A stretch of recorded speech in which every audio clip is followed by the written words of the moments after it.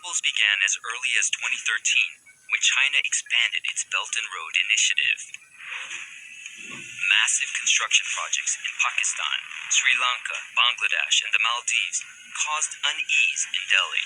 If you ask me, is our relationship normal today? My answer to you is no, it is not. China is clearly becoming a much stronger military power. India has also stepped up its participation in the Quad, which is a group of 4 countries, including the US, Australia, and Japan.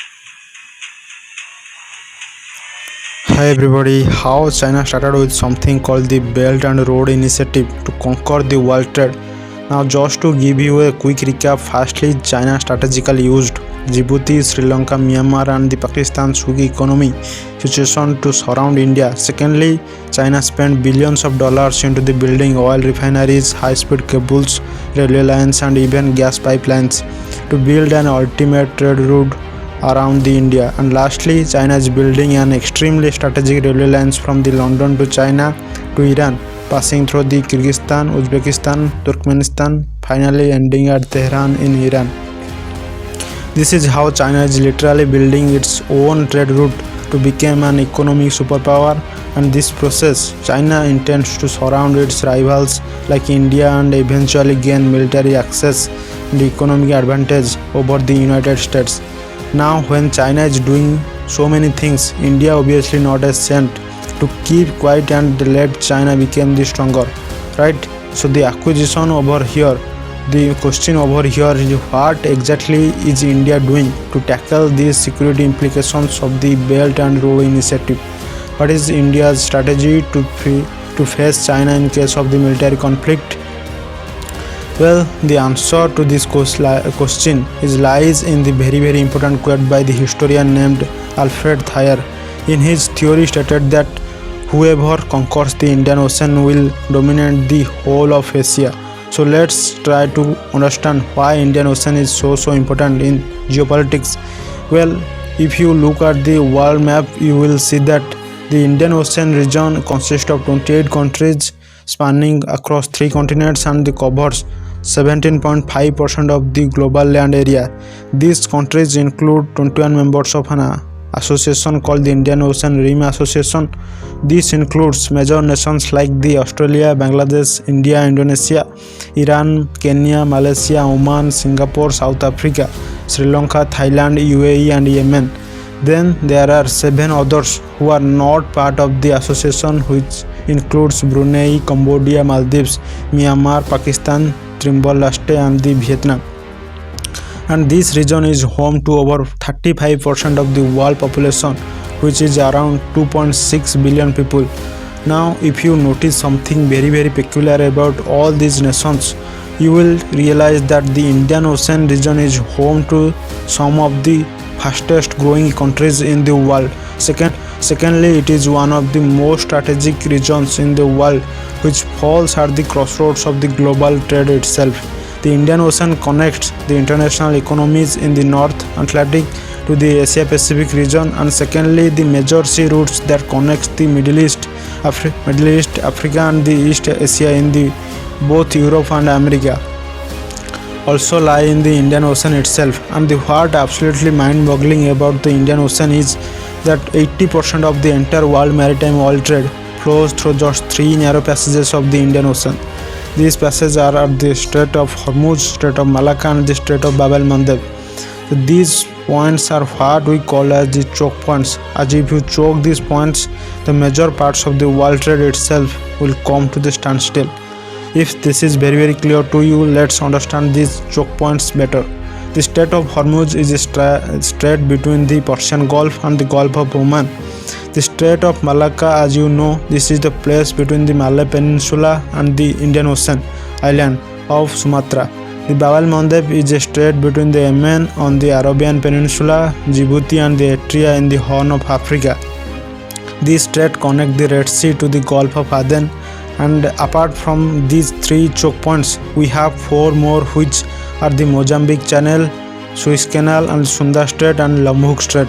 Now China is very clearly entered very close to all these choke points to establish dominance over Strait of Hormuz, To establish dominance over the Strait of Hormuz, China has gathered port in Pakistan on the 40-year lease, and it also has its infrastructure and the railway lines to Iran. To establish dominance over the Strait of Bab el-Mandeb and the Suez Canal, China has dead-trapped Djibouti to build its naval base and then capitalize on the Strait of Malacca, Sunda Strait and Lombok Strait. China has made a strategic alliance with Indonesia to build its infrastructure projects, and if you go through the details of Chinese relations very closely, you will see that China has already established very close relations with the Mozambique government and has established control over port called the Dar es Salaam port in Tanzania. So in short, the world trade can be stopped within a jiffy if you have the control over these choke points in the Indian Ocean region, and at the same time, if you do not have the control over these points, your enemy can block your trade in no time. And quite evidently, China has slowly extended its dominance over all these choke points. This is a region where the Indian Ocean is extremely crucial region with respect to the maritime trade, and more importantly for India because of China. But the story does not end here. Apart from maritime trade routes, Indian Ocean contains some of the most precious resources of the Indian Ocean is yet to be explored, and it is said that the 16.8% of the entire world reserves and 27.9% of the natural gas reserves are in the Indian Ocean region itself. And this is where the Indo-China conflicts come in.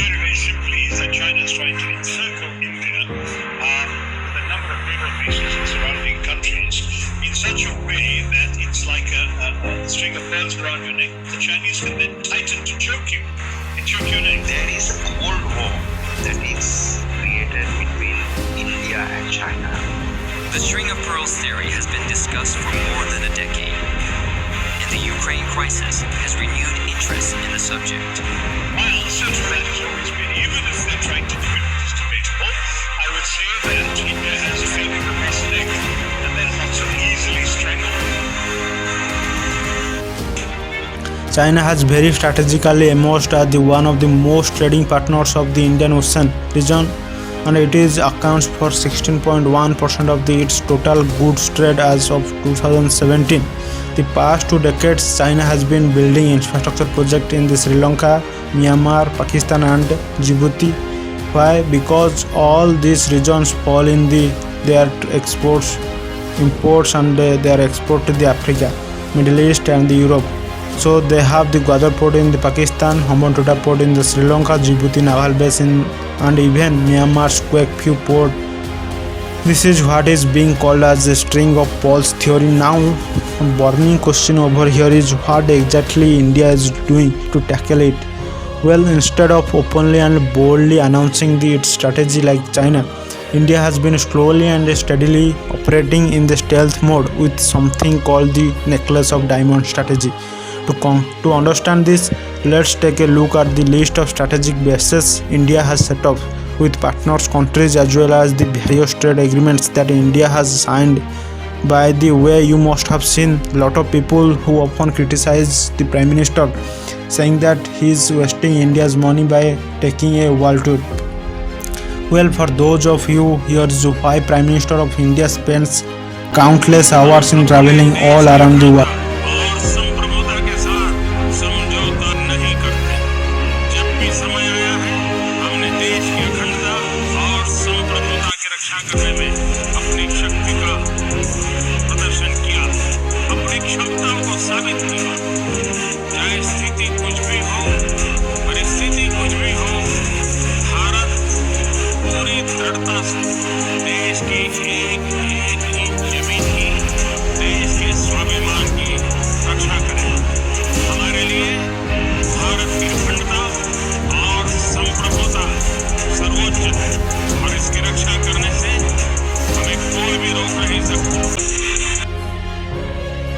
First, let's start from the counter for China's strategic placement in the Gwadar and the Djibouti. For this, India has very cleverly placed its base over here in the Oman and here's where we have the Dhakum port, and the Dhakum port is where India's important crude imports flow from the Red Sea. This place is strategically located on the southeastern seaboard of Oman and is overlooking both the Arabian Sea and the Indian Ocean. On top of that, it is also straddled along the critical sea lanes in the Arabian Sea and the Gulf of Aden, and all thanks to the Indian relations with Oman, we have military access to this port, which makes it a great defense point. Then we come to the region what is close to the second choke point, which is the Mozambique Channel. In 2015, Modi signed an agreement with the Seychelles president to develop a place called the Assumption Island for the military use.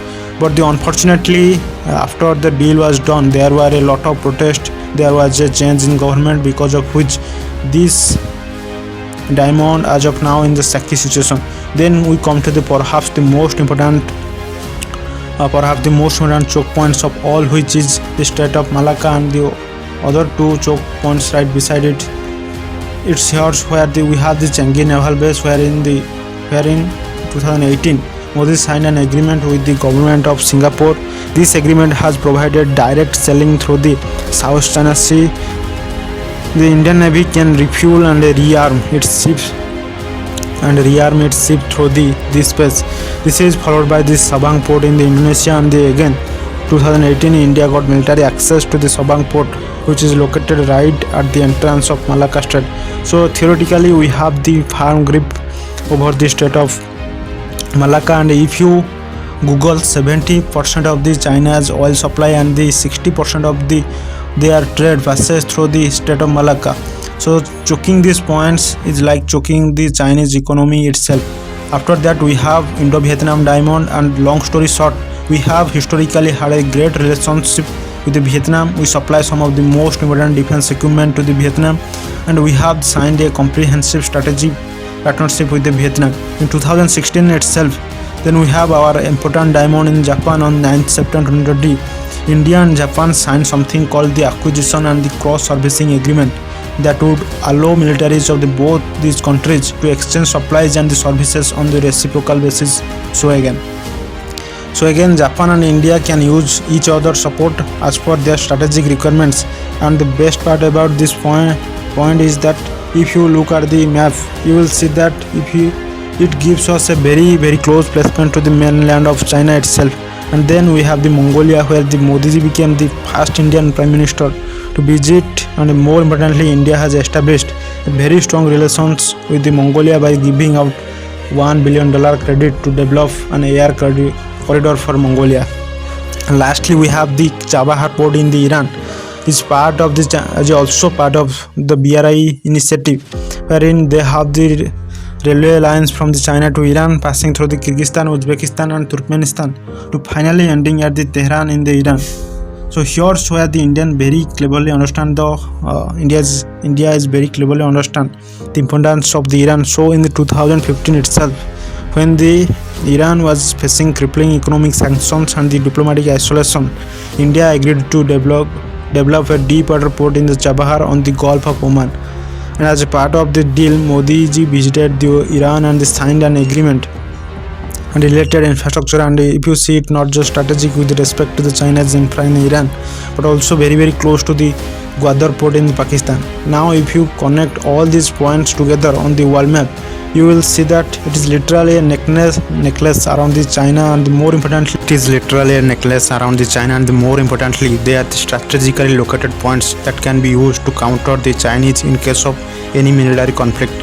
Now, although the relations with all these countries is not as ideal as we would like, it is a very, very significant step to make sure that the dragon is not left completely loose. This is what India is doing to make sure that we are protected from the notorious Chinese moves. Thank you very much for watching. If you learned something valuable, make sure the like button, and for such insightful case studies, please subscribe to our channel. We'll see you in the next one.